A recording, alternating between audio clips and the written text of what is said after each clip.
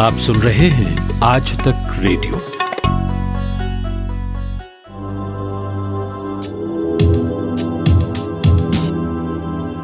नमस्कार, यह है आज तक रेडियो का स्पेशल शो कोरोना कवरेज। मेरा नाम नितिन ठाकुर। इस स्पेशल पॉडकास्ट सीरीज में हम लेकर आते हैं दुनिया भर की कोरोना से जुड़ी अपडेट्स। कहां क्या नई स्टडी हुई है, कहां कोरोना के मरीज घटे बढ़े हैं, इस बीमारी की रोकथाम के लिए दुनिया के किस कोने में क्या कोशिशें जारी हैं, ये सब कुछ आपको यहां मिलेगा। आज के कोरोना कवरेज में आपको बताएंगे कि कैसे चेस्ट एक्सरे से भी अनुमान लगाया जा सकता है कि आपको कोरोना है या नहीं। फिर आपको बताऊंगा कि देश में वो कौन सा शहर है जहां सबसे ज्यादा कोरोना केसेस हैं। कोरोना और लॉकडाउन ने लोगों को डिप्रेस कर रखा है, ऐसे में सरकार ने एक हेल्पलाइन नंबर जारी किया है। हमने उसी पर बात की। आपको सुनाएंगे कि नंबर कैसे मददगार साबित हो सकता है। और आखिर में एक कोरोना सर्वाइवर से बात जिन्हें करेंसी नोट से इन्फेक्शन हो गया। लेकिन पहले सुनाता हूं कोरोना से जुड़ी हेडलाइंस। पूरी दुनिया में अब 2,74,85,000 से ज्यादा लोग कोरोना संक्रमित हैं। इनमें 8,96,000 से भी ज्यादा दम तोड़ चुके हैं। 1,95,87,000 इलाज के बाद ठीक भी हुए हैं, लेकिन 70,01,000 ऐसे हैं जिनका इलाज जारी है। देश में कोरोना मरीजों का कुल आंकड़ा 42,80,000 हो चुका है। मरने वालों की संख्या 72,000 है।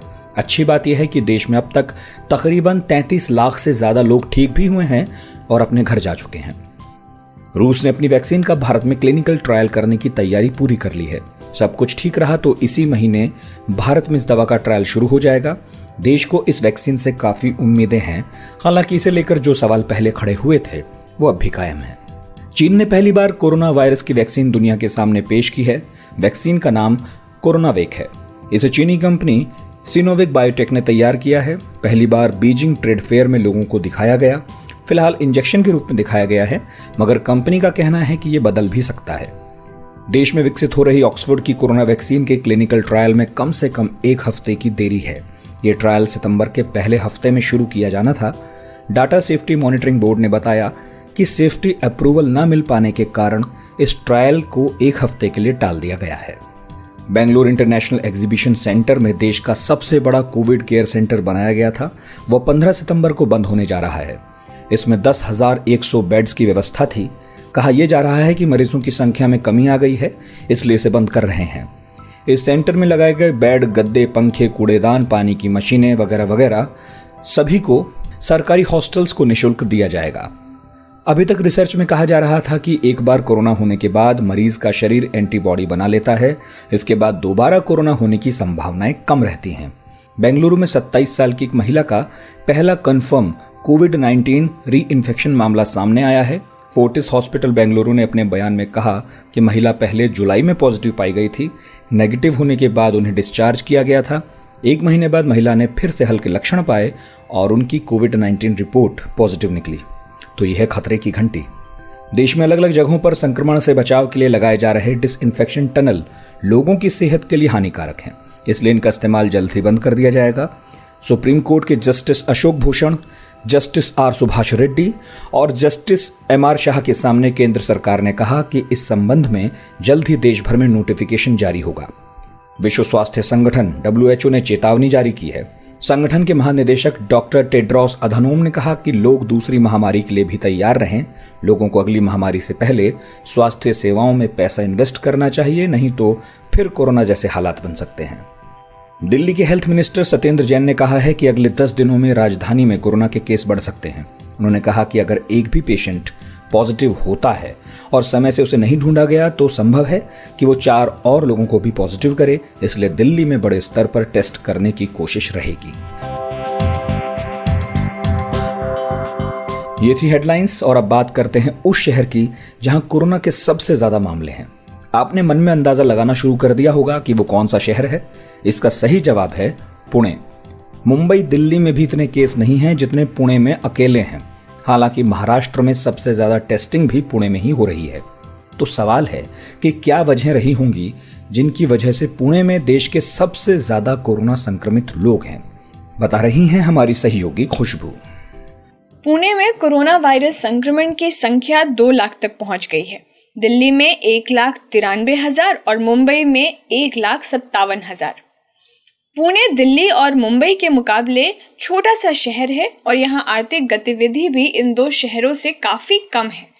मुंबई और दिल्ली में लोगों का ज्यादा आना जाना है, लेकिन पुणे में स्थिति इन दो शहरों से इस मामले में कहीं ज्यादा अच्छी है।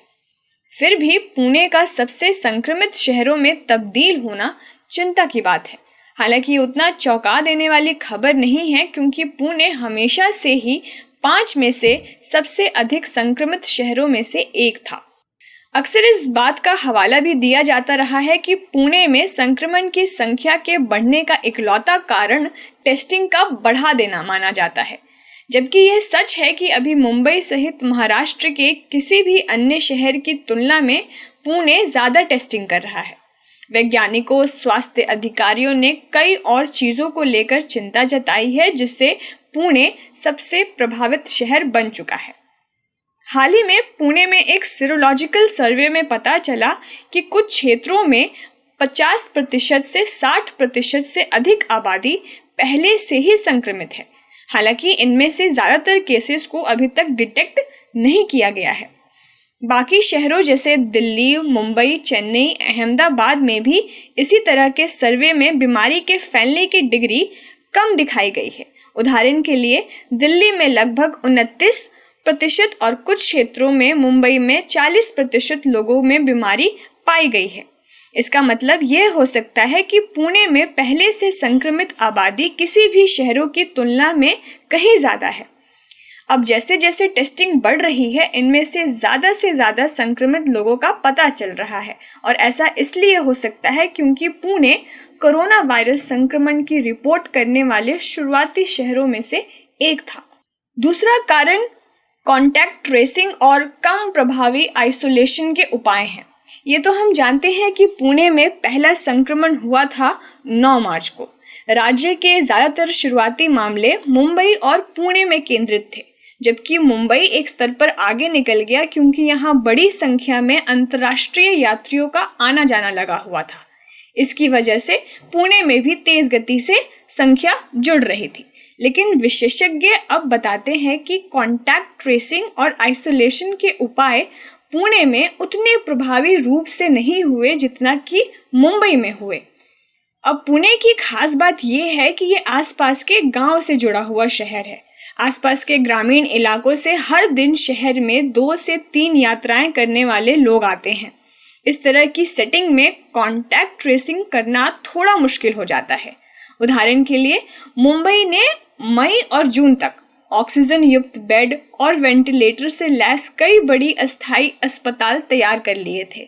इससे न केवल अस्पताल के बिस्तरों की कमी से निपटने में मदद हुई, बल्कि मरीजों की खास देखभाल भी हुई और आइसोलेशन सेंटर की कमी भी पूरी हुई। लेकिन पुणे की पहली ऐसी सुविधा मिली अगस्त के आखिरी में, और वो भी समस्याओं से भरी।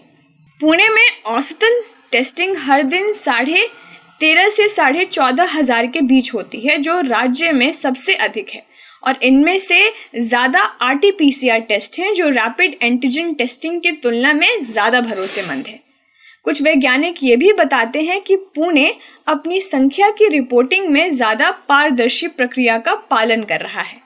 कुल मिलाकर कुछ कारण इस तथ्य की ओर भी इशारा करते हैं कि पुणे में लॉकडाउन को प्रभावी ढंग से लागू नहीं किया गया था और शारीरिक दूरी का भी अच्छे और प्रभावी ढंग से पालन नहीं किया गया था। ये बात तो सच है, क्योंकि पुणे में सबसे ज्यादा लोग हैं जिन पर मास्क ना पहनने या लॉकडाउन का उल्लंघन करने के लिए जुर्माना लगाया गया है। कोरोना रोकने के लिए सोशल डिस्टेंसिंग का पालन तो अब सब कर ही रहे हैं, लेकिन जरूरी ये भी है कि टेस्टिंग खूब हो।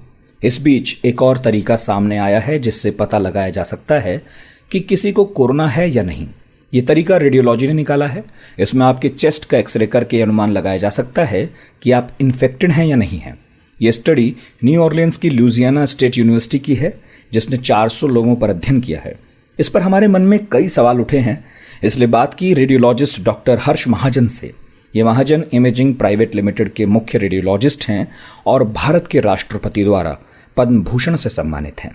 डॉक्टर साहब, आसान भाषा में पहले तो यही समझना चाहूंगा कि स्टडी कहती क्या है। देखिए, ये यूएसए में न्यू ऑर्लिन्स में स्टडी की गई। ऐसे हॉस्पिटल में जहां कोविड पेशेंट्स का ट्रीटमेंट होता है, तो उन्होंने ये स्टडी पेशेंट घर जा चुके थे उसके बाद की, जिसमें कि 400 छाती के एक्सरे, चेस्ट एक्सरे उन्होंने इवैल्यूएट किए और साथ में इन 400 पेशेंट्स का आरटीपीसीआर भी हुआ था कोविड-19 के लिए। तो उसमें छाती के एक्सरे को जो रेडियोलॉजिस्ट हैं उन्होंने देखा और फिर 3 हिस्सों में बांटा। एक ऐसा जिसमें कि उन्हें लगा कि हाँ ये कोविड ही है, कोरोना की बीमारी ही है। दूसरा ऐसा जिसमें उन्हें लगा कि ये हम सही से कह नहीं सकते कि ये कोरोना है या कुछ और है। और तीसरा भाग ऐसा जिसमें उन्होंने कहा कि ये बिल्कुल कोरोना हो नहीं सकता। तो ऐसे 400 एक्सरे को देख के और फिर उन्होंने आरटीपीसीआर की रिपोर्ट जो आई थी, जिसको कि गोल्ड स्टैंडर्ड माना जाता है, उसके साथ कंपेयर किया और देखा कि बहुत हद तक एक्सरे के ऊपर ही वो सही बता पाए थे कि किसी को कोरोना की बीमारी संक्रमण है या नहीं है। ठीक है, प्रेडिक्शन काफी हद तक सही निकले हैं, लेकिन इनकी प्रामाणिकता समझना चाहता हूं। देखिए, इसको हमें एक संदर्भ में देखना है। ये देखना है कि न्यू ऑर्लिन्स शहर जो है, उस समय वहां जो कोविड-19 की बीमारी है वो बहुत फैली हुई थी और ये वो व्यक्ति थे जो कि साइंस और सिम्टम्स जो होते हैं, बुखार, खांसी, जुकाम, loss of taste and smell, ऐसी तकलीफों से आए थे। तो स्वाभाविक है कि उनमें कोरोना का संक्रमण होने का चांस बहुत अधिक था। जब इन क्लिनिकल फाइंडिंग्स के साथ एक्सरे को जोड़ा गया तो इन्होंने ये देखा कि बहुत ही सही तरीके से वो बता पाए कि ये कोरोना की बीमारी इस आदमी में है या नहीं है। परंतु अगर यही हम चेस्ट एक्सरे को किसी और संदर्भ में देखें, किसी ऐसी जगह जाएं जहां कोरोना फैली नहीं है, तो हम गलती कर सकते हैं। तो इनका अपना भी जो कंक्लूजन था इस स्टडी का वो ये था कि हालांकि चेस्ट एक्सरे बहुत अच्छा है, पर इसका मतलब ये नहीं है कि हम आरटीपीसीआर टेस्ट जो है वो नहीं करें। आरटीपीसीआर अभी भी गोल्ड स्टैंडर्ड है, परंतु अगर दुनिया का कोई ऐसा हिस्सा है जहां की आरटीपीसीआर टेस्ट करने की व्यवस्था ही नहीं है या कि उसकी बहुत शॉर्टेज है, रिपोर्ट बहुत देर से आ रही है, तो उसके चलते आप छाती का एक्सरे करके एक अच्छा अनुमान लगा सकते हैं कि किसी को कोरोना है या नहीं है। उन्होंने ये नहीं कहा कि छाती का एक्सरे करिए, आरटीपीसीआर करिए ही नहीं ना, वो हम करेंगे तो गलती होएगी। ये तो हमने कैट स्कैन जो किए जाते हैं, जो कि छाती के एक्सरे से बड़ा टेस्ट है, अधिक बेहतर टेस्ट है, तो उसमें भी ये देखा गया है कि गलतियां हो सकती हैं, कोरोना मिस भी हो सकता है और कई लोग जिनमें अबनॉर्मेलिटी या खराबी मिलती है एक्सरे में या सीटी स्कैन में, उसको हम गलत डायग्नोसिस भी कर सकते हैं। कोरोना नहीं है, कुछ और है, और हम कह सकते हैं कि कोरोना है। ये कोई 30 से 1% केसेस में ये गलती हो सकती है। तो संदर्भ जो है, जगह जो है जहां ये बीमारी है, वो देखना बहुत जरूरी है। और अगर आरटीपीसीआर की फैसिलिटी ही नहीं है तो तब छाती का एक्सरे एक अच्छा टेस्ट है, सस्ता टेस्ट है, और एक्सरे तो हर जगह अवेलेबल होता है। इसको यूज करके हम इंफॉर्मेशन ले सकते हैं, परंतु इसको डायग्नोसिस के लिए हम यूज करें जबकि आरटीपीसीआर है, वो सही नहीं है। तो डॉक्टर साहब, क्या रेडियोलॉजिस्ट ही इन्फेक्शन का पता लगाएंगे या फिर वो केवल एक्सरे ही करेंगे? नहीं, एक्सरे तो रेडियोलॉजिस्ट ही देखेंगे, क्योंकि ये जो कोरोना का संक्रमण है, इसमें हम सब जानते हैं कि फेफड़ों के अंदर बीमारी फैलती है, ग्राउंड ग्लास ओपेसिटीज, हेजीनेस ऐसे आ जाते हैं, साथ में निमोनिया हो जाता है, और जो छाती का, लंग्स का निचला हिस्सा है उसमें अधिक ये फैलता है, और जो रिब्स के पास एरिया है उसमें अधिक होता है। तो इससे हम काफी अच्छा अंदाजा लगा सकते हैं कि क्या ये कोरोना है या नहीं है। तो ये एक रेडियोलॉजिस्ट जो कि डॉक्टर है, जिसने अपना स्पेशलाइजेशन किया है रेडियोलॉजी में, वो ही एक्सरे को स्टडी करता है। कई एक्सपर्ट्स ने क्लेम किया है कि इसमें आर्टिफिशियल इंटेलिजेंस का इस्तेमाल हुआ है। ये क्या है? देखिए, आर्टिफिशियल इंटेलिजेंस होता है कि रेडियोलॉजिस्ट एक्सरे देखे और उसका डायग्नोसिस बनाए, उसकी जगह कंप्यूटर ही डायग्नोसिस बना दे, रेडियोलॉजिस्ट की जरूरत ना रहे।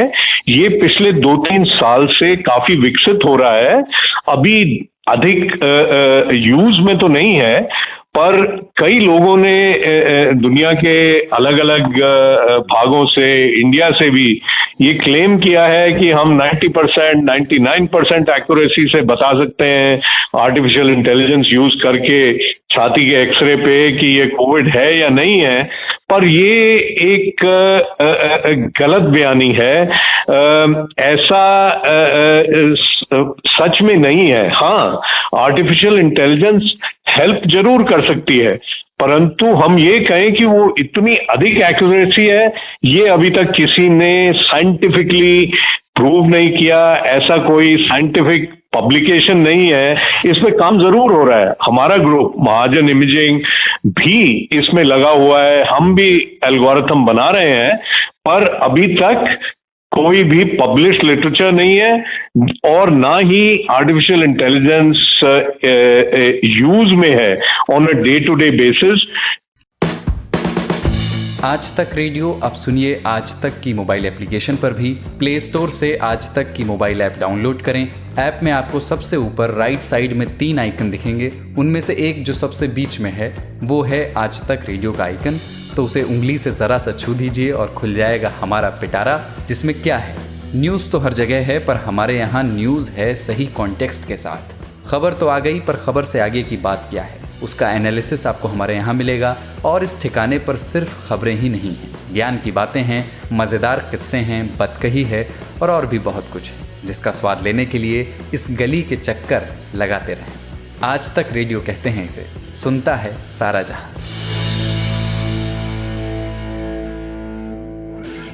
पहले कोरोना, फिर लॉकडाउन और अब मंदी की आहट, डिप्रेशन के सारे कारण आजकल मौजूद हैं। लगातार अवसाद और खुदकुशी की खबरें सुनने को मिल रही हैं। ऐसे में कई लोग चाहते हैं कि डॉक्टर की मदद लें, लेकिन हिचकिचाहट कदम रोक लेती है। अब social justice and empowerment ministry ने किरण नाम से एक हेल्पलाइन नंबर जारी किया है। ये एक निःशुल्क सेवा है, मेंटल हेल्थ के मामले में आपकी मदद करेगी। 13 भाषाओं को जानने वाले 75 काउंसलर्स 24 घंटे फ़ोन का इंतज़ार कर रहे हैं, लोगों की मदद को तैयार हैं। हेल्पलाइन नंबर है 1800-599-0019। आप भी इसे नोट कर लें। हमारे सहयोगी हैं प्रतीक बागमारे, उन्होंने नंबर डायल किया और उनकी बातचीत भी हुई। सुनिए क्या बात हुई। सर, आपसे जानना चाहते हैं कि जब भी किसी पेशेंट का या फिर जो भी मेंटल हेल्थ से जूझ रहा है, वो आपको कॉल करते हैं, तो किस तरीके से बातचीत आगे बढ़ती है?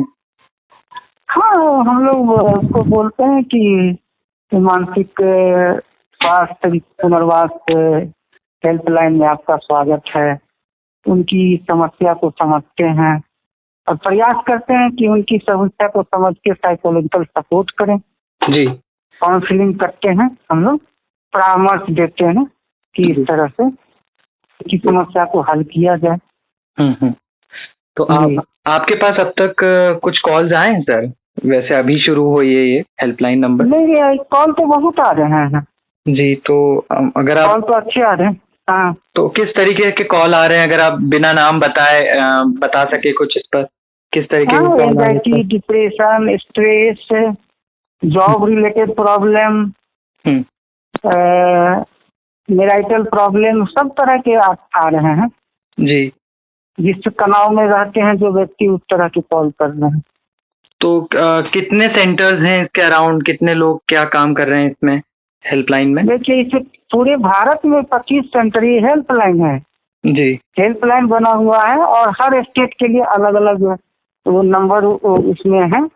सामाजिक न्याय अधिकारिता जब वो लगाते हैं वही हेल्पलाइन पर, तो जो स्टेट वाले जो जहाँ के रहते हैं अपना लगाते हैं उनको ये लग जाता है। जी।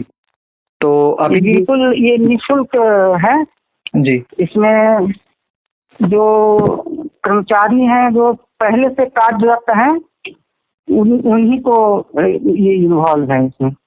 अच्छा, तो अभी जैसे मैंने इस हेल्पलाइन नंबर पे अगर कॉल किया है तो आप ऑपरेटर होते हैं या आप ही काउंसलिंग करेंगे या किसी और कोई और? हम ही काउंसलिंग करने वाले होते हैं, यहाँ पर कोई ऑपरेटर नहीं होता है, हम ही काउंसलिंग करने वाले। हम लोग 3 लोग इसमें हैं जी, 3 लोग मिलके अपना करते हैं।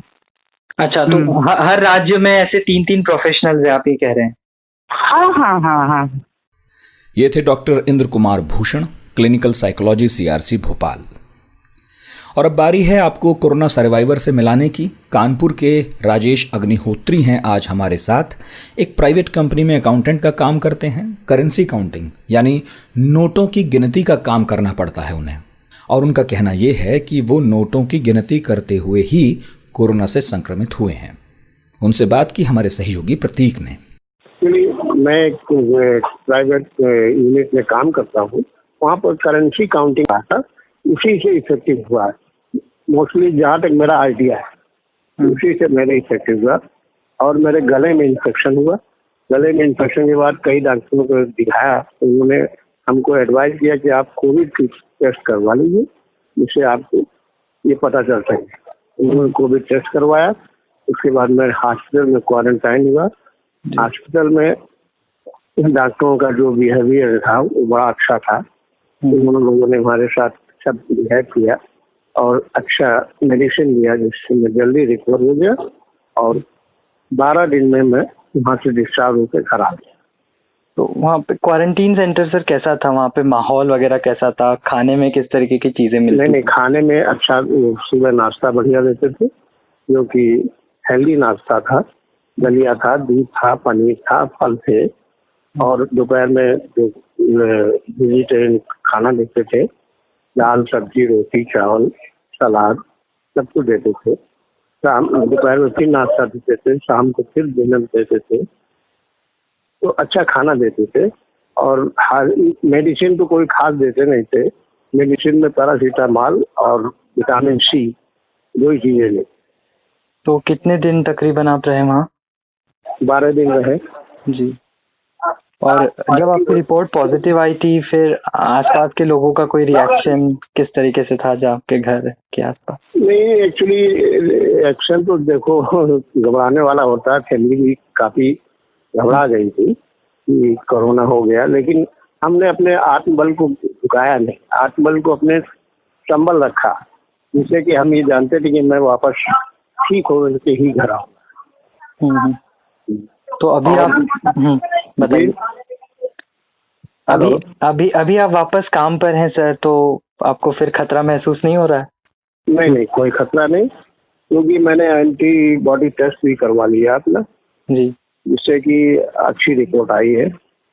तो इसमें पॉजिटिव रिपोर्ट आने से ये पता चल गया है कि अब इफेक्टिव जल्दी नहीं होगा कोई वायरस जो है, विदिन 6 मंथ तो इफेक्टिव नहीं होगा।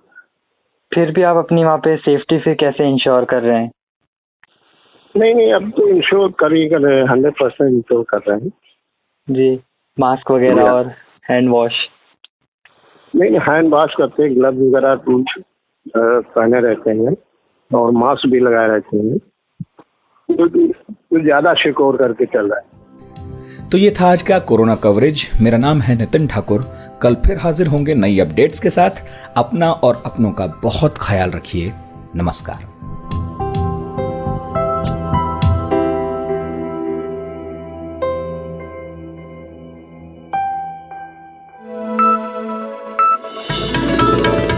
खबरों की हलचल और देश विदेश का मिजाज आप सुन रहे हैं आज तक रेडियो।